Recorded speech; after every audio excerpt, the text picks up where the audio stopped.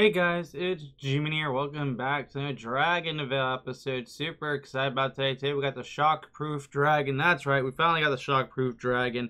I bred this little guy when I was in the Rift yesterday, and I was actually very happy when I got it. The only problem is I wish I got a normal version before I got a traded version. But you know what? We got Shockproof Dragon. That's all that matters, and it's worth an Earth trade. So it kind of looks very interesting with trades. I'm going to be completely honest with the Earth trade. It looks kind of interesting. It looks like it's like a whole new dragon. So that's cool. But the cool thing about it is now that we actually bred the dragon, if we were going to go to the Dragonarium and we're going to go look it up, we'd actually be able to find the dragon within the cold element, and then it'd be without a trait. So that's the nice thing about bringing a trait dragon, though. You get a special version of it and a normal version, and then you just change it back and forth to see the design.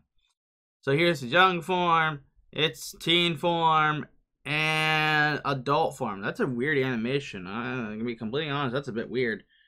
It like spins his legs all around.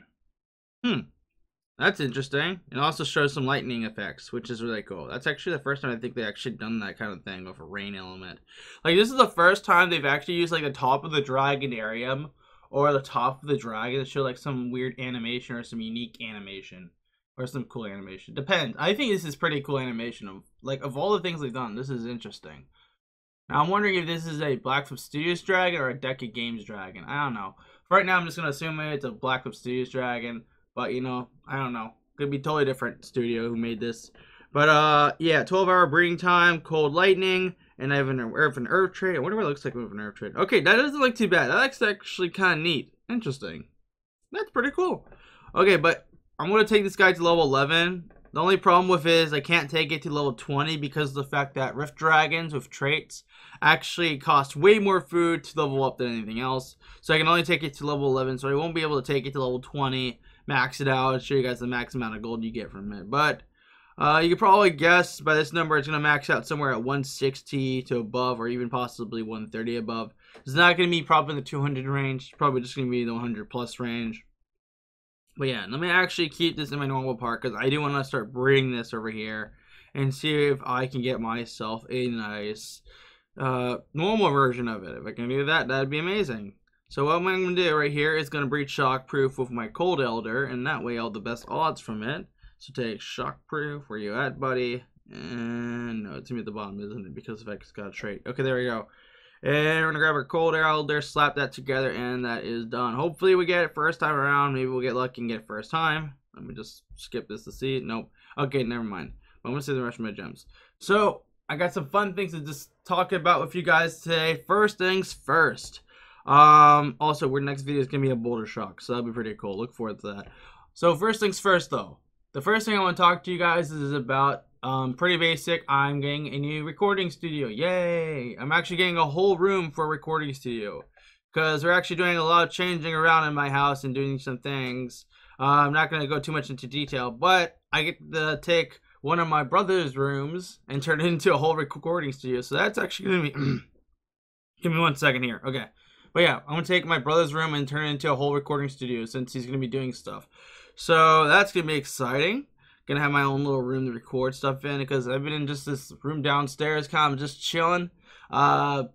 Pretty much have the whole wall as my recording studio, but it's not really technically a whole room if you count it as that. The reason I've been using this room because it's really quiet and no one ever comes down here, so I guess that works. But now I get to actually go use my brother's room, add soundproofing, noise canceling, proper lighting, because this room never had that good lighting, and do a bunch of other things to it to make it an awesome recording studio. So that'll be exciting. You will guys probably see a room tour come out, or a studio tour when it's done. Don't know when that's going to be. It could possibly be within the next few months, possibly within the next 6 months. So it's still exciting nonetheless. I'm excited to see how this ends out. And I'm also excited to see what Deca Games breeds. I was actually reading the Discord recently because they're talking a bunch of stuff. And everyone's excited to see what kind of dragons Deca Games brings. Because Blackfoot Studios is not going to bring us any new dragons, so Deca Games is. But everyone's a bit excited to see how this is going to turn out. Is Deca Games going to release some very unique dragons? What kind of features are they going to add? I would like to see Deca Games definitely bring in some new features. Maybe like competitive racing. Or even competitive battling, or just maybe battling with friends. I don't know how to do that. I guess the best way you can technically do it is by adding like dragons, like whole new category of dragons. It's like new elemental dragons, but all of them have like a fighting element to it. So you can actually breed a wide variety of dragons to battle with. So it could be like you could breed a boulder shock dragon with the fighting element, and then that way you can participate in the Coliseum. And what all they have to do really is really just add a new feature to the Coliseum that says enter, start event, or even participate in event, like participate or even battle. But nothing like too Dragon City like. I'm not trying to roast Dragon City here, but I don't like how Dragon City does its battling in Dragon Mania. Maybe just something like fun. Like it could be 3-on-3 or something like that, but I don't know. I don't know how they would do it. I don't want to like destroy the game. I don't want to be like they add a battle pass or anything like that. I like to just see some fun, cool, unique ways of using battle features. But I don't know if they're going to do battle features. If they don't do that, it'd be kind of cool if we get like competitive racing where we get race, or competitive races, or we can race with friends. That'd be even better. Because usually Dragonvale is based around the community, right? And we have that, like a great example is this is the co-op breeding cave right here where you can breed with friends and stuff like that. But what I would like to see is like maybe racing with friends. That'd be kind of cool. Like you race against your friends, have little competitions and stuff. I think that'd be a really unique way of entering that into the game. You can do the same thing with battling too. Or you can just add like competitive battling. I don't know how you technically do it. I don't think they would hold like huge events for it if they did do that. But I just don't want them taking it too far. They make it like pay to win, because that'd be really annoying. Because Dragonvale was never built on pay to win. Even a good example of this is really when you look at Dragonvale dragons and comparing them to like Dragon City dragons. Please note I'm not roasting Dragon City here, but I don't like Dragon City either. So I'm just not trying to roast. I have no problem with them. But here's a good example. Let's look at one of these dragons. So I know in Dragon City you can actually buy a dragon for like $20, right? And they're special event dragons. But in Dragonvale, look how many gems that cost. That's a special event dragon right there, Seed or Amethyst or any of these bad boys. And then sometimes to do deals like Shockproof is getting. But look how many gems that is. And compare the prices. You can never really buy dragons in Dragonvale. Because look at this. This is like pretty much $50 worth of gems, right? Also ignore the loud sound in the background. My dad's doing some house things, so he's doing a lot of house things for our grandpa. But besides the point. But yeah, you can never really buy a dragon in Dragonvale. The whole point of Dragonvale is in order to breed the dragons to obtain new ones. So yeah, I think that should still be the main objective. It shouldn't be like you have to pay to win. It's more like you have to breed to be the best. You can't pay to be the best. You have to breed to get them all. Like Pokemon, you gotta catch them all. So that kind of thing. That's what I like about it.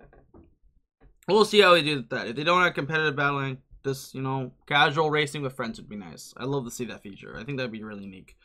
I'm just really interested in seeing how the Dragons will turn out by Deca Games. I also did get some mail recently from somebody, so I'll actually read that right here. Somebody messaged me about Deca Games and how they improved Realm of the Mad God, which is one of the games they took over from one of the other creators. So basically, I'm going to read a little bit of it he sent to me. He said I could use this. And also, Brian, thank you so much for sending me this. This is actually very helpful. This gives me a little idea of what Deca Games is like. So let's just read a little bit with you guys. Okay, so Deca Games took over one of the games of Realm of the Mad Gods. But within the first 2 months, nothing much happened. They probably just transferred server data. That's what he even says.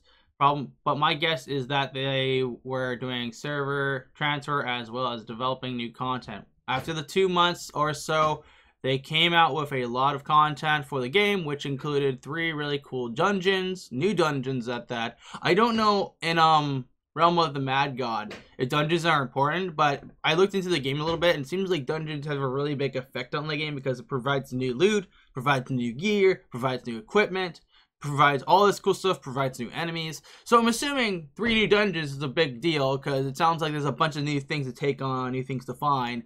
So that's pretty cool. And some improvements to the game and the future looked good, he said. Fast forward, the game was doing pretty well, more content and more improvements at a steady rate. And issues with the game were mostly resolved or done by the dying engine. If you guys don't know, most games run off engines and then they run off new engines if they develop. A great example here is like Fortnite. Fortnite runs off an engine. And they're actually changing their engine, I think. I've heard rumors about it, but I don't know too much about it. But usually most games run off some form of game engine. And you can tell, like I said, this one was dying. They transferred out and ran a fundraiser. Wait, yeah, no, wait. I'm finding the part where they said about our fundraisers. Oh, I don't say this wrong. Let's see. You said something about it. Where is it at?